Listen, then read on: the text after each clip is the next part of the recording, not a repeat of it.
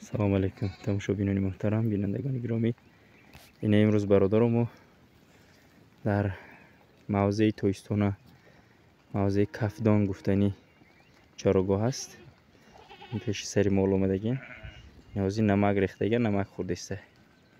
مال نمک خورده است.